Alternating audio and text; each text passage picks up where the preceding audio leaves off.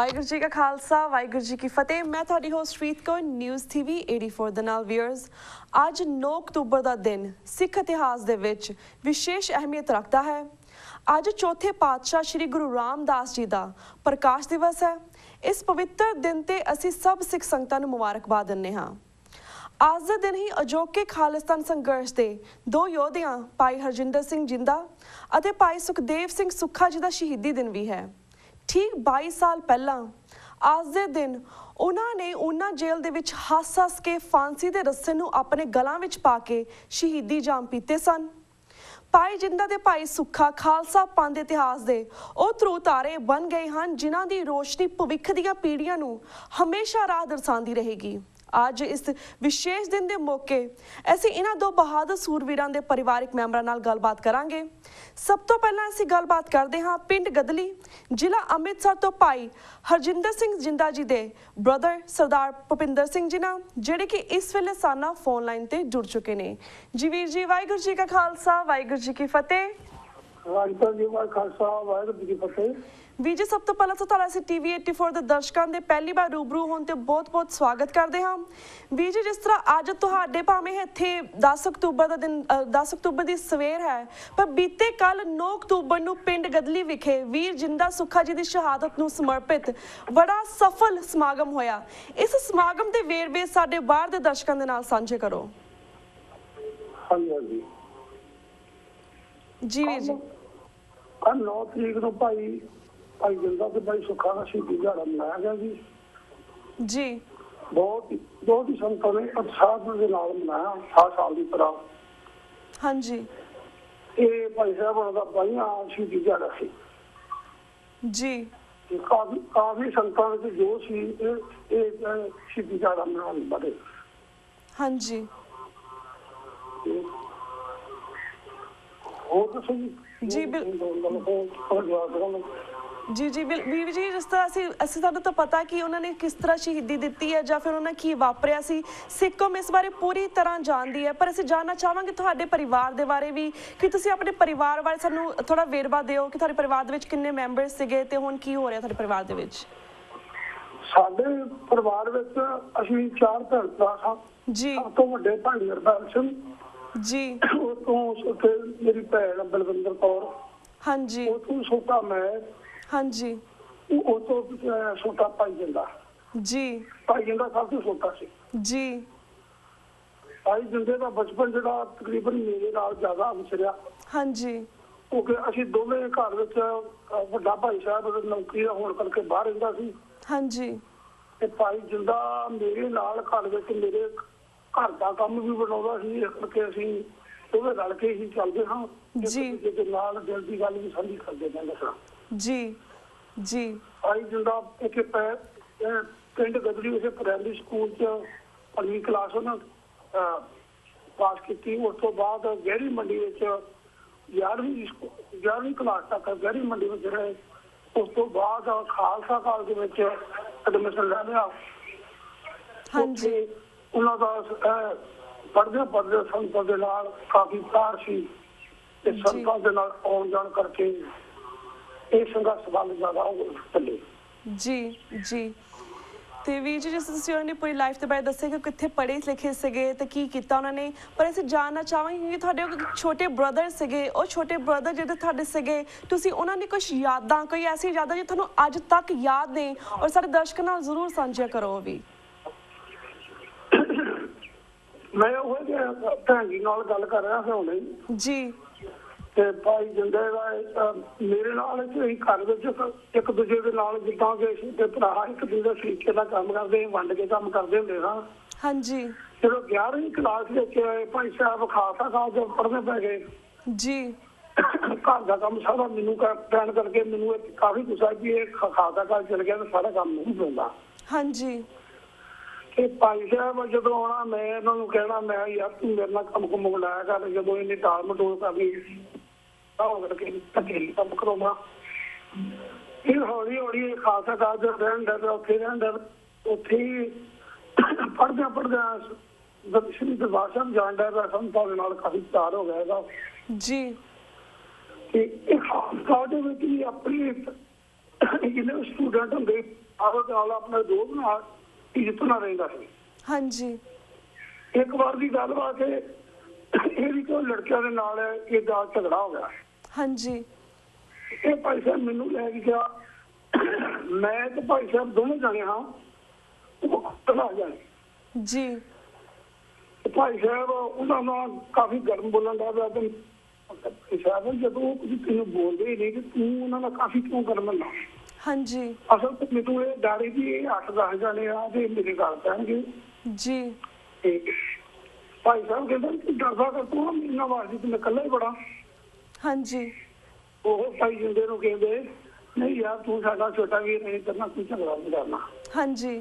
मैं जो करना इन्ना प्यार करदे तू जान के फिर कर कहंदा नहीं तेन पता नहीं बड़े होर हिसाब दे बंदे आ।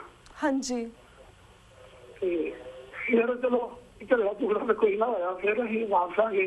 एक बार की गल आ भी जो संघर्ष चल रहा संतां दा संघर्ष चल रहा सी जी।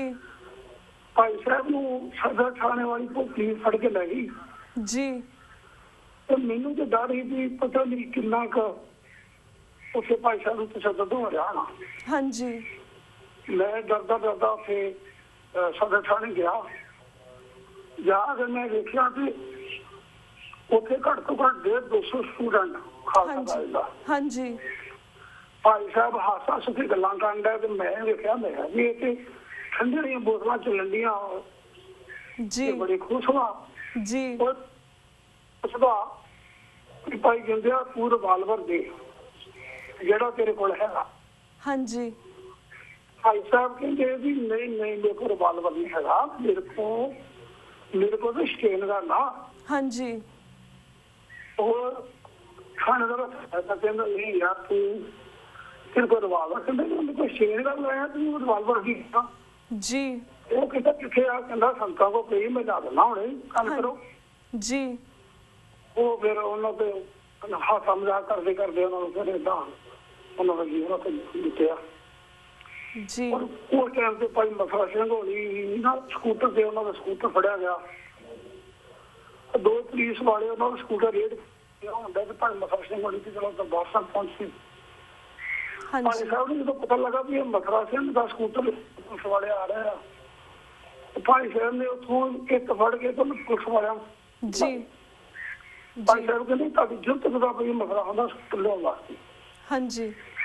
वो कहते सानू नहीं पता भी भाई मसला सिंह है कि उन्होंने वैसे डकिया सी, सानू नहीं पता भी कौन। हाँ जी। वो भाई साहब होनी बहुत ज्यादा दलेरी वाले सी, तकरीबन भी पिंड में भी उन्होंने काफी प्यार सी, हर एक दे नाल इज्जत नाल रहिंदे सी। हाँ जी। फिर मेरे नाल थोड़ा विरोध करदे हुंदे क्योंकि मैं उनको काम जी। मेरे नाल प्यार भी बहुत करदे, ये नहीं कि प्यार नहीं करदे, प्यार भी बहुत ज्यादा करदे। हाँ जी। हाँ जी। ਜਦਵੀਰ ਜੀ ਅਸੀਂ ਇਹ ਵੀ ਜਾਣਨਾ ਚਾਹਾਂਗੇ ਜਿਸ ਤਰ੍ਹਾਂ ਤੁਸੀਂ ਉਹਨਾਂ ਨਾਲ ਅਖੀਰਲੀ ਮੁਲਾਕਾਤ ਜਿਹੜੀ ਸੀ ਉਹ ਕਦੋਂ ਕੀਤੀ ਸੀਗੀ, ਉਸ ਵੇਲੇ ਉਹਨਾਂ ਦੀ ਕੀ ਅਵਸਥਾ ਸੀ, ਆਲਸੋ ਉਹਨਾਂ ਨੇ ਤੁਹਾਡੇ ਰਾਹੀਂ ਕੌਮ ਨੂੰ ਕੀ ਸੁਨੇਹਾ ਦਿੱਤਾ ਸੀਗਾ, ਇਸ ਬਾਰੇ ਵੀ ਜਾਣਕਾਰੀ ਦਿਓ। ਭੈਣ ਜੀ 8 ਤਰੀਕ ਨੂੰ ਅਸੀਂ ਸਾਰਾ ਦਿਨ ਸਵੇਰੇ 9 ਵਜੇ ਤੋਂ ਲਾ ਕੇ ਰਾਤ ਦੇ 9 ਵਜੇ ਤੱਕ ਹਾਂਜੀ ਭਾਈ ਸਾਹਿਬ ਹੋਣਾ ਨਾਲ ਘੱਟ ਤੋਂ ਘੱਟ 35 ਜਣੇ ਹੀ ਵੱਖ-ਵੱਖ ਗਰੁੱਪਾਂ ਦੇ ਨਾਲ ਭਾਈ ਸਾਹਿਬ ਹੋਣਾ ਨਾਲ ਮੁਲਾਕਾਤ ਕੀਤੀ ਜੀ। ਜਦੋਂ ਵੀ ਭਾਈ ਸਾਹਿਬ ਦੇ ਨਾਲ ਗੱਲਾਂ ਕਰ ਰਹੇ, ਭਾਈ ਸੱਚੀ ਗੱਲ ਮੰਨਣ ਵਾਲੀ ਆ ਵੀ ਹੱਸ ਕੇ ਗੱਲਾਂ ਕਰ ਰਹੇ ਸੀ, ਬਹੁਤ ਹੀ ਜ਼ਿਆਦਾ ਚੜ੍ਹਦੀ ਕਲਾ ਵਿੱਚ ਇਹ ਸੱਚੀ ਗੱਲ ਮੰਨਣ ਵਾਲੀ ਆ। ਹਾਂਜੀ ਕਿ ਭਾਈ ਸਾਹਿਬ ਹੁਣੀ ਕਹਿ ਰਹੇ ਮਤਲਬ ਜਦੋਂ ਸਾਰੀ ਦਿਹਾੜੀ ਮੁਲਾਕਾਤ ਕਰਦੇ ਰਹੇ ਤੇ ਰਾਤ ਨੂੰ ਅਸੀਂ ਜਾਣ ਲੱਗੇ ਤੇ ਸਾਨੂੰ ਚੇਤਾ ਸੀ ਭਾਈ ਸਾਹਿਬ ਉਹਨਾਂ ਦੇ ਫਾਂਸੀ ਦਾ ਸਾਰਾ ਬੰਦੇ ਹੱਸਦੇ ਖੇਡਦੇ ਜੀ। ਸਾਡੇ ਦਿਮਾਗ ਤੋਂ ਉਹਦੀਆਂ ਗੱਲਾਂ ਕਰਦੇ ਰਹੇ, ਸਾਡੀ ਸੋਚ ਵਿੱਚ ਕਦੀ ਆ ਹੀ ਨਹੀਂ ਸਕਦਾ ਵੀ ਇਹ ਫਾਂਸੀ ਕਰਦਾ ਹੈ। ਹਾਂਜੀ ਜਦੋਂ ਅਸੀਂ ਜਾਣ ਲੱਗੇ ਤੇ ਫਿਰ ਸਾਡੇ ਦਿਮਾਗ 'ਚ ਇਹਨੂੰ ਤਾਂ ਫਾਂਸੀ ਹੋ ਗਈ ਹੈ, ਇਹਨਾਂ ਦਾ ਲੜਨਾ ਹੀ ਨਹੀਂਗਾ ਜੀ। ਫਿਰ ਸਾਨੂੰ ਇੰਨਾ ਜ਼ਿਆਦਾ ਜੋਸ਼ ਆਇਆ ਸੀ ਭਾਈ ਸਾਹਿਬ ਉਹਨਾਂ ਨੂੰ ਫਤਿਹ ਬੁਲਾ ਕੇ ਜਦੋਂ ਕੋਠੜੀ ਵਿੱਚ ਅਸੀਂ ਬਹਿਆ ਘੱਟ ਤੋਂ ਘੱਟ ਵੀ ਅਸੀਂ 2 ਘੰਟੇ ਨਾਰੇ ਲਾਉਂਦੇ ਰਹੇ। ਹਾਂਜੀ ਭਾਈ ਸਾਹਿਬ ਉਧਰ ਭਾਈ ਸਾਹਿਬ ਹੋਣੇ ਵੀ ਨਾਰੇ ਲਾਉਂਦੇ ਰਹੇ, ਸਾਡੇ ਉਹ ਬਹਿ ਕੇ ਨਾਰੇ ਲਾਉਂਦੇ ਇੰਨਾ ਸਾਨੂੰ ਜੋਸ਼, ਬਹੁਤ ਜ਼ਿਆਦਾ ਜੋਸ਼ ਸੀ ਉਸ ਟਾਈਮ ਤੇ ਜੀ। ਤੇ ਭਾਈ ਸਾਹਿਬ ਨਾ ਆਪਣੇ ਬਾਰੇ ਦੱਸ ਰਹੇ ਸੀ, ਕਹਿੰਦੇ ਵੀ ਅਸੀਂ ਇੱਥੇ ਜਦੋਂ ਹੱਸ ਕੇ ਗੱਲਾਂ ਕਰਦੇ ਨੱਠ ਕੇ ਹਾਂਜੀ ਤੇ ਇਹ ਦਰਬਾਰਾਂ ਸਜਾਈਆਂ ਹੋਈਆਂ ਸੀ ਜੀ, ਬੜੇ ਖੁਸ਼ ਨਜ਼ਰ ਆ। ਮੰਨ ਲਓ ਯਕੀਨ ਕਰ ਲਓ ਵੀ ਉਹਨਾਂ ਨੂੰ ਇਹ ਨਹੀਂ ਲੱਗ ਰਿਹਾ ਕਿ ਸਾਨੂੰ ਹਾਸੀ ਹੋਣ ਵਾਲੀ ਹੈ, ਉਹਨਾਂ ਨੂੰ ਇਹ ਜਿੱਦਾਂ ਕੋਈ ਵਿਆਹ ਦੀ ਖੁਸ਼ੀ ਵਿੱਚ ਆਪਣਾ ਮਤਲਬ ਖੁਸ਼ ਰਹਿੰਦਾ, ਆਪਾਂ ਨੱਠ ਕੇ ਕੰਮ ਕਰਦਾ ਜੀ। ਇਸ ਤਰ੍ਹਾਂ ਉਹ ਹੱਸ ਕੇ ਸਾਰਾ ਦਿਨ ਪਰਿਵਾਰ ਦੇ ਨਾਲ ਗੱਲਾਂ ਕਰਦੇ ਆ। ਹਾਂਜੀ ਜੀ। ਤੇ ਭੈਣ ਜੀ ਹੋਣੀ ਕਹਿੰਦੇ ਕਿ ਭਾਈ ਤੁਹਾਨੂੰ ਤੇ ਹੁਣ ਸਵੇਰੇ ਏਦਾਂ ਮਤਲਬ ਫਾਂਸੀ ਹੋ ਜਾਣੀ ਆ। ਹਾਂਜੀ ਯਕੀਨ ਨਾਲ ਮੈਂ ਤੁਹਾਨੂੰ ਕਹਿਣਾ, ਮੈਨੂੰ ਭਾਈ ਸਾਹਿਬ ਕਹਿੰਦੇ ਵੀ 5 ਬਾਣੀਆਂ ਦਾ ਪਾਠ ਕਰਿਆ ਕਰੋ। ਹਾਂਜੀ ਘੱਟ ਤੋਂ ਘੱਟ 5 ਬਾਣੀਆਂ ਦਾ ਪਾਠ ਕਰਿਆ ਕਰੋ ਜੀ। ਬਾਣੀ ਵਿੱਚ ਬਹੁਤ ਜ਼ਿਆਦਾ ਤਾਕਤ ਆ। ਬਿਲਕੁਲ ਜੀ ਜੀ। ਤੇ ਕਹਿੰਦੇ ਵੀ ਇਹ ਟਾਈਮ ਤੇ ਜਿਹੜੀ ਮੌਤ ਵਾ ਸਾਡੇ ਕੋਲ ਡਰਦੀ ਫਿਰਦੀ ਆ। ਹਾਂਜੀ ਜੀ। ਸਾਨੂੰ ਮੌਤ ਦਾ ਕੋਈ ਵੀ ਡਰ ਨਹੀਂ ਹੈ, ਯਕੀਨ ਕਰ ਲਓ। ਤੁਸੀਂ ਯਕੀਨ ਨਹੀਂ ਕਰਨਾ, ਤੁਸੀਂ ਸਮਝਦੇ ਵੀ ਇਹ ਮਤਲਬ ਜਿੱਦਾਂ ਛੋਟੇ ਹੁੰਦੇ ਆਖਦੇ ਪਿਆ ਝੂਠ ਬੋਲਦੇ ਨਾ ਬੋਲਦਾ ਹੋਵੇ। ਹਾਂਜੀ ਮੰਨ ਲਓ ਵੀ ਸਾਨੂੰ ਬਿਲਕੁਲ ਨਹੀਂ ਤੁਹਾਨੂੰ ਯਕੀਨ ਦਿਵਾਉਂਦੇ ਆ ਕਿ ਮੌਤ ਸਾਡੇ ਕੋਲ ਡਰਦੀ ਫਿਰਦੀ ਹੈ। ਸਾਨੂੰ ਮੌਤ ਦਾ ਕੋਈ ਡਰ ਨਹੀਂ। ਹਾਂਜੀ ਉਹ ਅਸੀਂ ਦਹੀਂ ਜਮਾਇਆ, ਸਵੇਰੇ ਉੱਠ ਕੇ ਦਹੀਂ ਵੀ ਛਕਾਂਗੇ, ਉਹ ਸੇਬ ਰੱਖੇ ਆ ਉਹ ਵੀ ਛਕਾਂਗੇ। ਤੇ ਸਾਰਾ ਦਿਨ ਮੈਂ ਰਾਤ ਅਸੀਂ 10 ਤੋਂ 12 ਵਜੇ ਤੱਕ ਅਸੀਂ ਸੋਵਾਂਗੇ। ਹਾਂਜੀ ਮੈਂ ਭਾਈ ਸਾਹਿਬ ਉਹਨਾਂ ਨੂੰ ਕਿਹਾ, ਮੈਂ ਵੀ ਤੁਸੀਂ ਕਿੱਦਾਂ ਸੌ ਸਕਦੇ ਹੋ, ਸਵੇਰੇ ਫਾਂਸੀ ਹੋਣ ਵਾਲੀ ਹੋਵੇ ਤੇ ਰਾਤ ਨੂੰ ਨੀਂਦ ਨਹੀਂ ਆਉਂਦੀ। ਹਾਂਜੀ ਤੇ ਭਾਈ ਸਾਹਿਬ ਉਹਨੇ ਕਹਿੰਦੇ ਤੂੰ ਸਾਡੇ ਤੇ ਅਜੇ ਵੀ ਯਕੀਨ ਨਹੀਂ ਕਰ ਰਿਹਾ।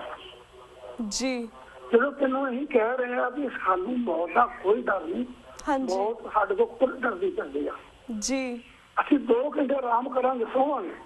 ਹਾਂਜੀ 12 ਵਜੇ ਉੱਠ ਕੇ ਅਸੀਂ ਕੇਸ਼ੀ ਇਸ਼ਨਾਨ ਕਰਾਂਗੇ।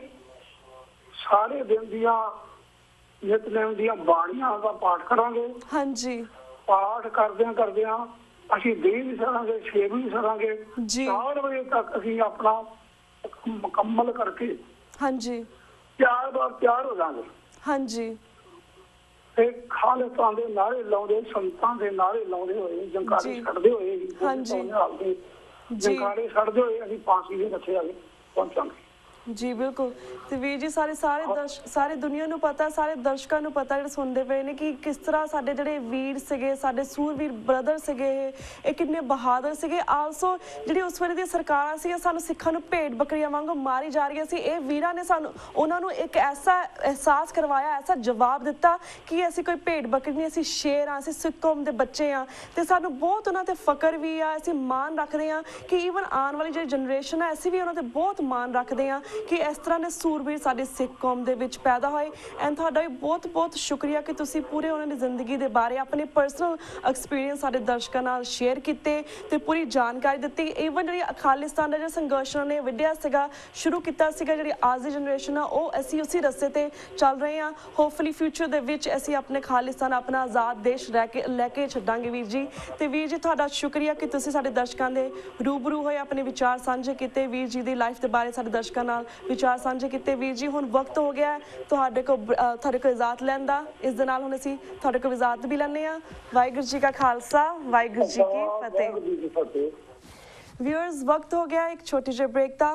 Keep watching News TV 84. We'll be right back after a short break.